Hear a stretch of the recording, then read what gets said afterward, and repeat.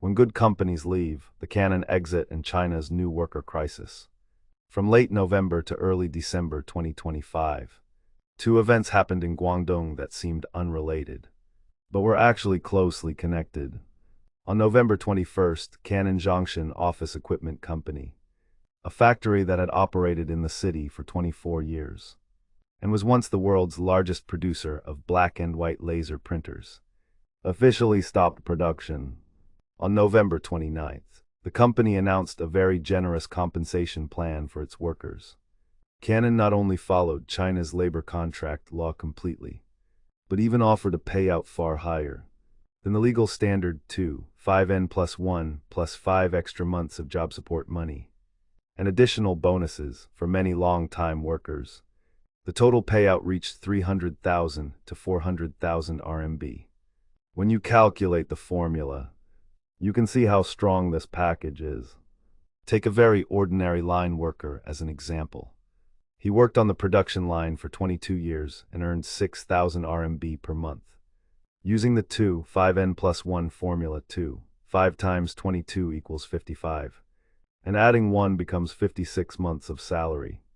This alone equals 336,000 RMB. And this is only the first part.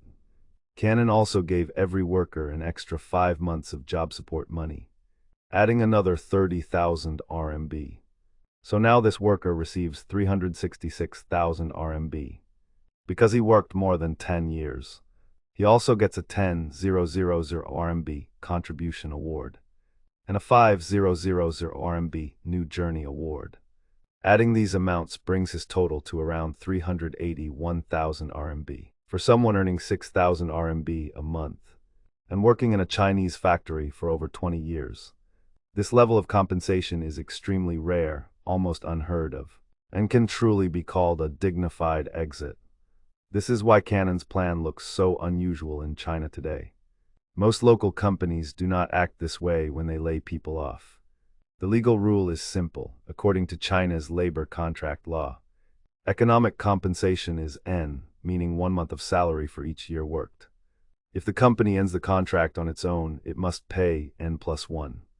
But in real life, many companies try to reduce N as much as possible by breaking salary into small parts like allowances or bonuses, making the base used for calculation very small. If a worker's years of service have gaps, outsourcing, dispatch work, or are counted as external labor, the compensation becomes even smaller. Some companies even call layoffs mutual agreement termination, which removes the +1 part and leaves only a weakened N. Extra bonuses, transition support, or comfort payments are almost unheard of among local companies. Even paying full N plus 1 already makes a company look responsible in many places. This is why Canon's 5N plus 1 caused such a shock among workers. On one side, a civilized company exits with a high standard. On the other side, a very different story began. On December 4th, at Yilisheng Technology in Shenzhen's Baiyun district, about 3,000 frontline workers started a strike. On the surface, they were protesting 5-day, 8-hour shifts with no overtime. But the real problem was not work hours. By canceling overtime, the company caused workers' take-home pay to fall below Shenzhen's minimum wage of 2,520 RMB after social insurance deductions. Workers simply could not live on that amount and were pushed to resign on their own. This was not a management adjustment. It was a forced exit strategy designed to avoid paying severance. Putting Canon and Yilisheng side by side makes the contrast clear.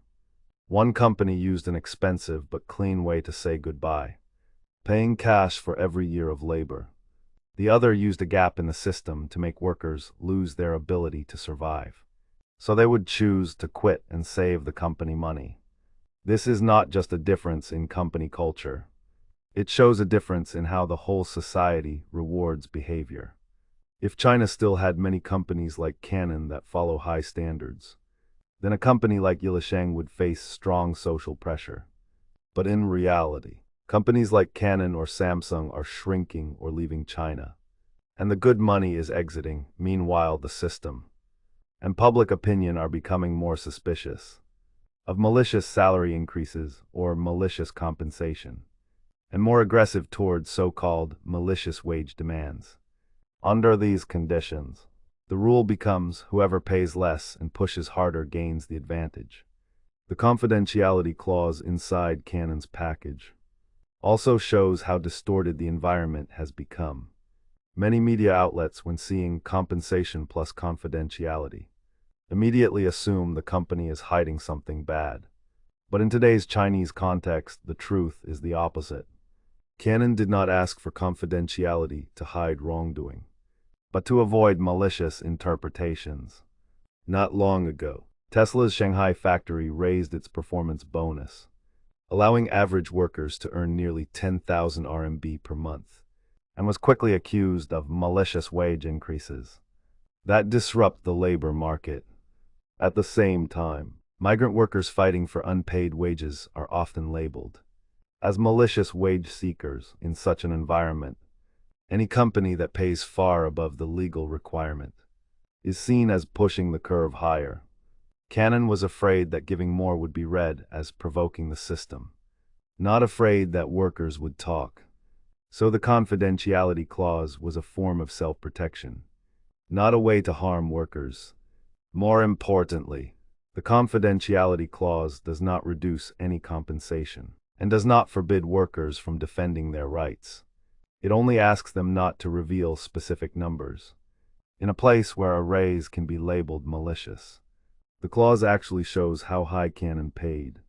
High enough that they had to stay quiet. Legally, Canon only needed to end contracts properly and pay the required compensation. The extra 5 months of support already go beyond what the law demands. It is generosity, not obligation. Now look again at Yilisheng. According to reports and videos from the scene, many workers believed the company did not really lose orders. Instead, orders had moved to a new factory in Vietnam.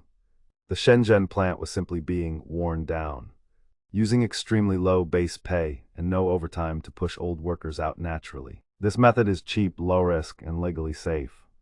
Yet it avoids almost all severance payouts. In this system, a company does not need to compensate workers. It just needs to make it impossible for them to survive. When Canon's civilized exit and Yilisheng's forced exit strategy happen in the same province, the deeper meaning becomes clear. One represents the withdrawal of a civilized standard. The other represents the rise of companies that survive by paying as little as possible. As more responsible companies withdraw from China's manufacturing sector, what remains is a landscape where companies compete to go lower. One pushes wages down to 2,000 RMB, the next pushes to 1,800. One forces workers out through schedule changes. The next dares to accuse unpaid workers of malicious wage demands. In this game, the people who suffer are always the same. Ordinary workers with no bargaining power and no alternatives, who may never again meet a company like Canon. So the story of Canon Zhongshan is not simply about some workers getting 400,000 RMB. It marks the quiet retreat of a civilized labor standard from China's manufacturing world. And the strike at Yilisheng is not just a fight over work hours. It is a preview of the future, when good money leaves and bad money is rewarded, when malicious wage increases and malicious wage demands both exist in official language. China's low-income workers are not facing one factory's closure. They are facing the beginning of a long, painful nightmare.